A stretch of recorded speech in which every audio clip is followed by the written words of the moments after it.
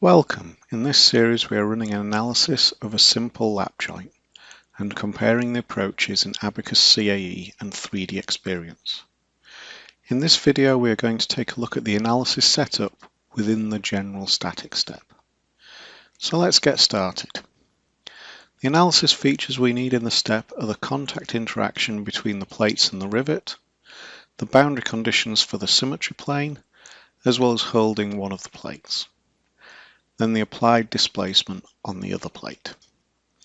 In Abaqus CAE we will go to the interaction module and set up the contact. First we will define the contact property, specifying that this has a 0.05 friction coefficient.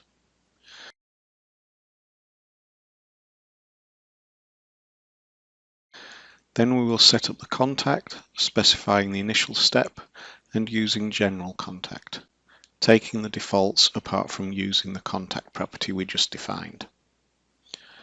This interaction and interaction property are then invisible in the tree. In 3D Experience we are in the scenario branch, which is using the mechanical scenario app. The interactions tab is where we find the contact setup, and the process is essentially the same.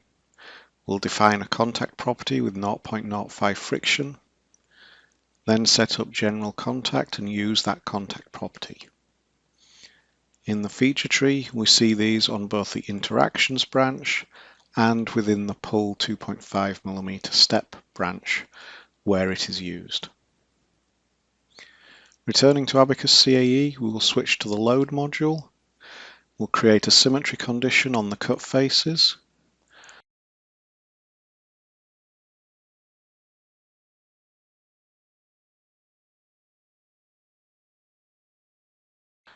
The lower plate will restrain the end face in the normal direction.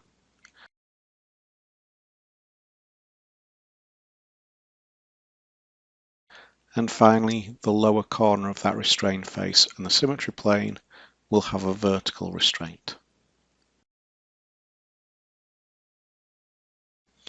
In 3D Experience, the tabs within the Scenario Creation app are taking the place of the Interaction and Load modules. So we will change to the Restraints tab. Here we will use the Planar Symmetry command. So with this we don't need to specify exactly which direction that is in. It will use the orientation of the planar surfaces. A clamp would restrain all degrees of freedom. The fixed displacement command will allow us to select which degrees of freedom to restrain for the lower plate end face and the vertical point restraint. To apply the prescribed displacement in Abaqus CAE, we still use the boundary condition menu because this is a setting on a degree of freedom of the node. By changing to the pull step, this command allows non-zero values to be assigned to that degree of freedom. So we will use this edit boundary condition dialog to specify the 2.5mm displacement pulling the lap joint. In 3D Experience, this is slightly differently organized.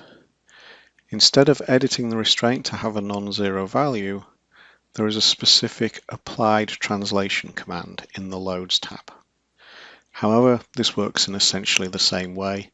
Specify the support, the direction, and the value of the translation. As such, applying loads and boundary conditions and defining interactions in 3D Experience tends to be very familiar to Abaqus CAE users. The key being to know that you need to be in the Scenario Creation app, working within a step, within an analysis case, which is then in the scenario branch of a physics simulation, which for our purposes we can consider as a different organizational approach to a CAE model file containing a model containing a step. Thank you for your attention.